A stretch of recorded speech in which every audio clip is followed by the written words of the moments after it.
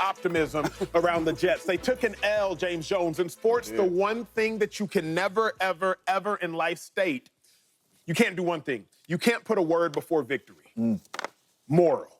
Ain't no such thing as moral victories. There are victories, but not moral victories. The word moral completely undermines the word victory. But, James, you played with Aaron Rodgers, so I'll ask it to you differently. Should the Jets feel optimistic despite the loss?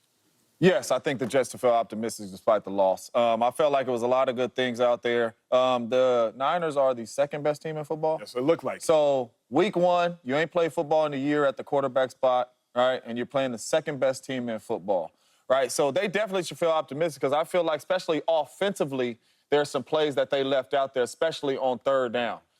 Defensively, you should not feel optimistic unless number 7, and that's Hassan Reddick, walks into that building. Because defensively, you cannot have an outing out there because that's how you're built. Let's not get it twisted, man. Aaron Rodgers or not.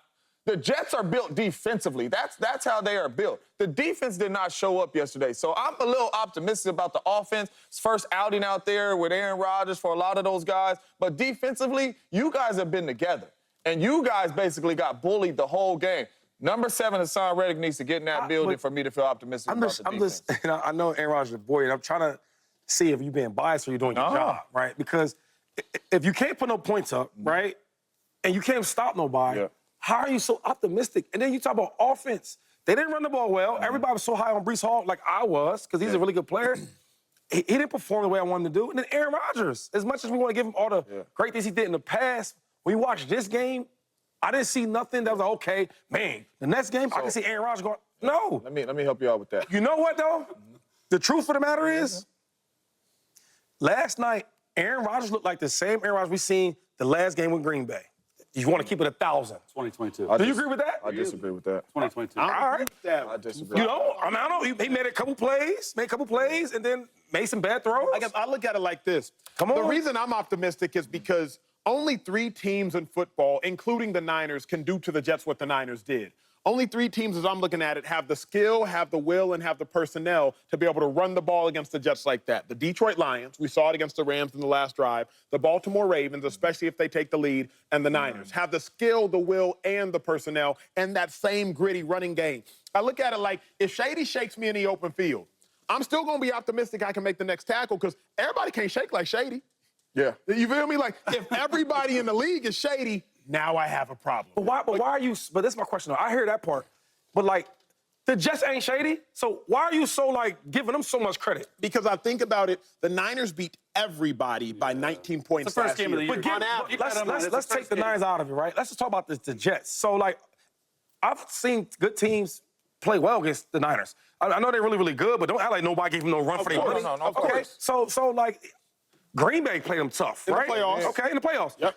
The Lions should have won that game. In the playoffs. So I'm giving you teams that played well against their. But what I'm looking at it is nobody last year scored on 8 consecutive scoring drives. Nobody.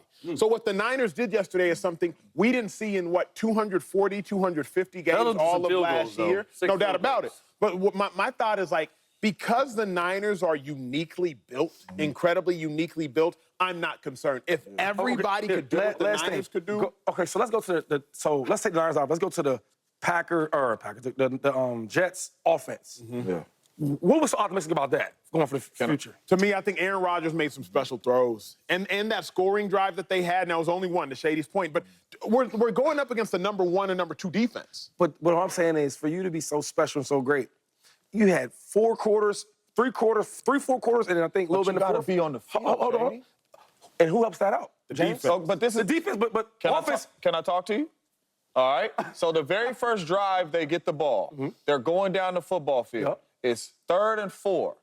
Very good read. Good route by Allen Lazard. Drop. Right? Nothing to do with Aaron Rodgers. Nothing to do with the offense. Just make the play. It's the first down. Let me stop. Okay, so that's cool.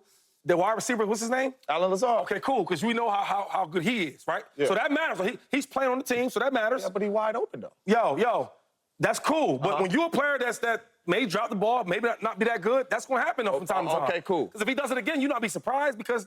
Okay, cool. But that's a play you should make offensively. I hear what you're saying, but it ain't no, like... Keep going. Okay, it ain't like you ain't open and, like, what you doing, right? The next drive, right? Going down the football field, he tosses the ball to a really good player in Breece Hall. Okay. Fred Warner punches the football out. Right.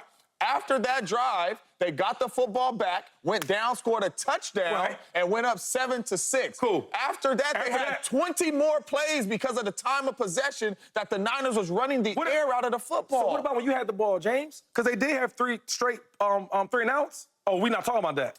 You get what I'm saying? Instead of you playing lawyer ball, let's talk real ball. You guys have a really good conversation, and I actually like it. But I also think my answer should Jets feel optimistic despite loss. When I told you, it was like, I feel so-so. But both you and James can be right. Now, see if you pay attention. Here, Aaron Rodgers. I'm optimistic about him. We just said it, okay? It's his first game back in 900-something days. That's good. The weapons that they have, Breece Hall and Garrett Wilson, optimistic. They took the entire brunt of all the carries. They were the only 2 that touched the ball in the first half. They have excellent weapons.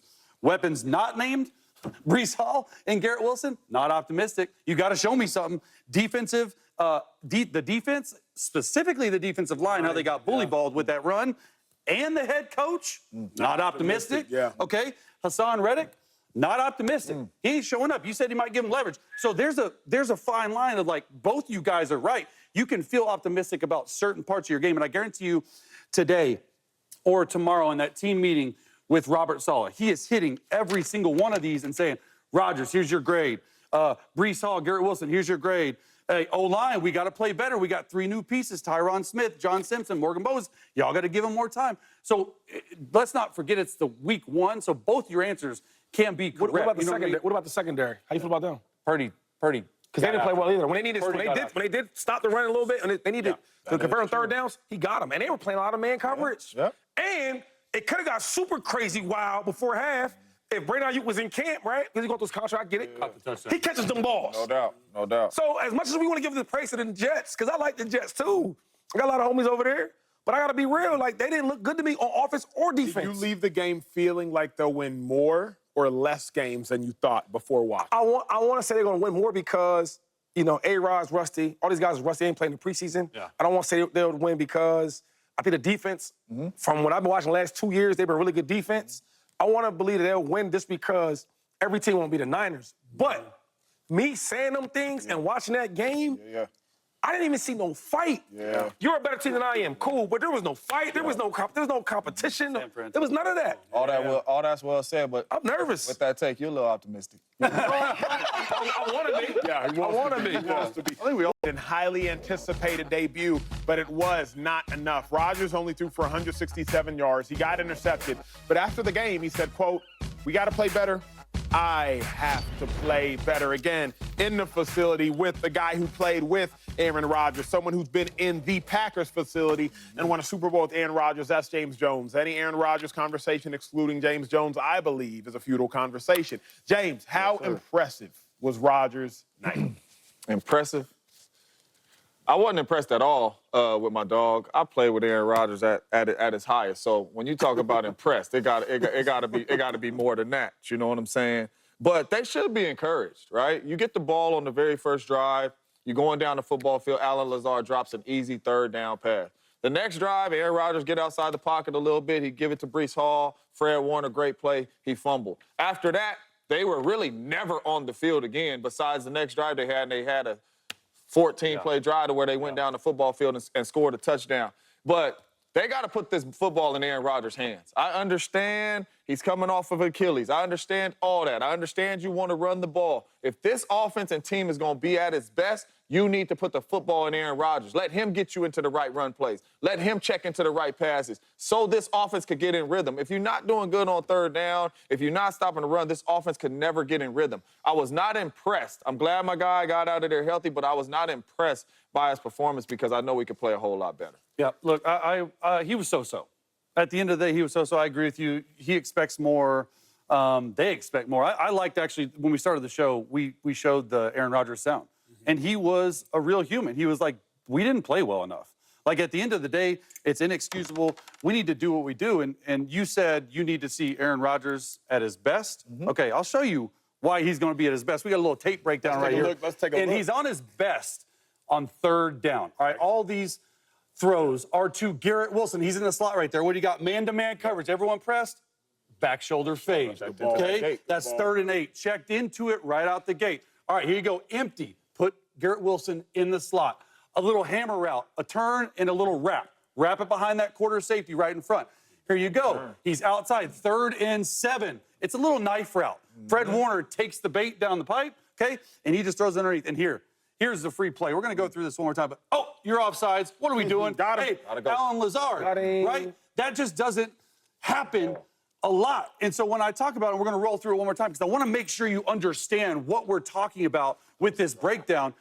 Garrett Wilson with the long sleeves and all. Yeah. All right? He's best in the slot. If you're playing man-to-man covers with him, good luck. Like, my guy's got on long, easy, like, sleeves. Like, he looks bad out there, man. I'm not going to lie. He doesn't have much swag, but